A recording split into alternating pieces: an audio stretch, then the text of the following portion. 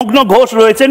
তমগ্ন ঘোষ আপনারা অনেকেই জানেন বিজেপি কলকাতার নেতা, কিন্তু তমগ্ন ঘোষ আজকে একটা দারুণ গিনিস বুকে রেকর্ড করে ফেলেছেন। কারোর বাড়িতে থার্ড পার্সন যাচ্ছিল, সুকান্ত মজুমদার বলে একজন নেতা, একজন মন্ত্রী ডাক্তারবাবুর বাড়িতে যাচ্ছিল, তার জন্য সুকান্ত মজুমদার তিনি গ্রেপ্তার হন এবং সেটা এভাবে গ্রেপ্তার করে তুলে নিয়ে যাওয়া হচ্ছে কেন একজন কেন্দ্রীয় মন্ত্রীকে, সেটা বলতে গিয়ে তিনিও গ্রেপ্তার হয়ে গেলেন। এটা একটা গিনিস বুকে রেকর্ড হবে। আমি কংগ্রাচুলেশন জানাবেন। আপনার রিঅ্যাকশন? আপনি কি লালবাজার থেকে?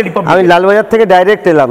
ডাক্তারবাবু ছিলেন লালবাজারে, কিন্তু জীবনের প্রথম একটা অভিজ্ঞতা হলো কোনোদিন কারুর বাড়িতে যেতে গিয়ে পুলিশের অনুমতি লাগেনি। এবার ওনার বাড়িতে উনি আহ্বান করছেন সুকান্তবাবুকে, সেখানে নাকি পুলিশ এসে আটকে দিচ্ছে। উনি বোধহয় স্টেট বা সেন্টারের কোনো প্রোটেক্টই নয়, মানে ওনার বাড়িতে কোনো প্রোটোকল নেই। উনি তো নিজে বেরিয়ে এসেছিলেন, উনি নিগৃহীত এবং সেখানে সুকান্তবাবু যাবেন, সেখানে সুকান্তবাবুকে যাওয়া থেকে আটকানো, সেখান থেকে প্রতিবাদ করা, মানে আমার বাড়িতে আমি কাউকে ইনভাইট করতে পারবো না নাকি, পুলিশ এসে ঠিক করে দেবে আমার বাড়িতে কে কে আসতে পারে। ধন্য কলকাতা পুলিশ, ধন্য পশ্চিমবঙ্গ পুলিশ।